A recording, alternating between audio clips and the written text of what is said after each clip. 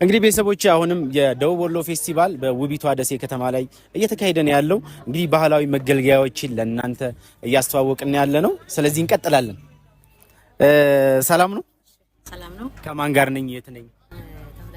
ተሁለደሬ ወረዳ ማንም ቤት ኃላፊ አያል። እሺ ምን ይዛችሁልናል ዛሬ የምታስተዋውቂኝ? የሚገልጽ ከዛ ጀምረህ የባህል ምግብ አለን። የባህል ወረዳውን የሚገልጽ ባህል ምግብና ወረዳው የሚሰራ የጥበብ ምርቶች ናቸው። እነዚህ በተሁለደሬ ወረዳ ማረሚያ ቤት ሐይቅ የሚሰራ ነው። ይሄ በታራሚዎች እዛ ውስጥ ሆኖ የሚሰራ ምርት ነው። ታራሚዎች ሲወጡ ያው ከመታረም ባለፈ እነዚህ ምርቶች በመስራት ስራ ፈጠራ ተለማምደውና በስነ ምግባር ታንጸው እንዲወጡ እየተደረገ ይገኛል። እነዚህ ምርቶች የሚፈልግ ሰው በዚሁ አጋጣሚ ማስተዋወቅ ፈልጋለን መጥተው እንዲገዙ። ይሄ አዲስ ነው። ይሄ አርሲ ተሁለደሬ ወረዳ ከሚታወቅበት የሆላሎ የጃግሮዶች ጨዋታ በየዓመቱ እናከብራለን።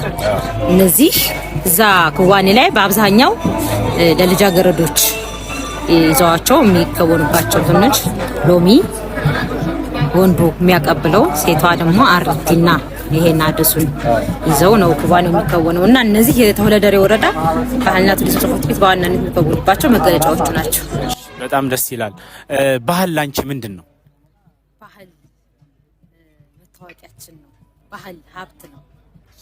የማንነት መገለጫ ነው። ከትውልድ ለትውልድ የሚተላለፍ ቅርስ ነው። ተሁለደሬ ወረዳ ብንመጣ ምን ልንጎበኝ እንችላለን? ለየት ያለ ያው እዚህ ጋር መተካከላችሁ በተሁለደሬ ወረዳ የሚገኙ የመስህብ ሀብቶች ናቸው። እዚህ ከእምነት ቦታዎች እስከ ሁለቱ ሐይቆች አሉ። ከአርድቡ ሐይቅ ጀምረ ይህ ሐይቅ እስጢፋኖስ ቤተክርስቲያን ገዳም ነው። ልጅ የሃይማኖት መቻቻል ማዋል ይቻላል። እዛ ጋር ታች እንትን ሸፍናችሁ ካልሆነ የአበጋር ስርዓት አለን። ወረዳው የሚታወቅበት ጸብ ግጭት ሲኖር በባህላዊ ዘዴ የሚፈታበት ስር ነቀል የሆነ ሰላምን ሊያመጣ የሚችል የባህል ትውፊት ያለው ወረዳ ነው። ሌላው እነዚህ ታሪካዊ የሆኑ የቤተክርስቲያን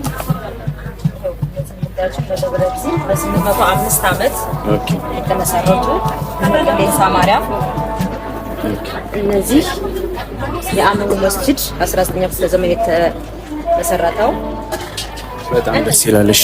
ታወቀበት የሆላሎ ባህላዊ ጨዋታ ዋና መገለጫችን አድርገን እየከወንን እንገኛለን። እነዚህም በርካታ መስህቦች በቅርቡ የሆነውን የገበታ ለትውልድ ሐይቁ ጋር ይዞ እነሱ ከባህላዊ እና ጣፋጭ ምግቦች ጋር ከባህሩ የሚገኙ ጣፋጭ አሳዎችና የአሳ ዝርያዎች የሚገኙበት ነው።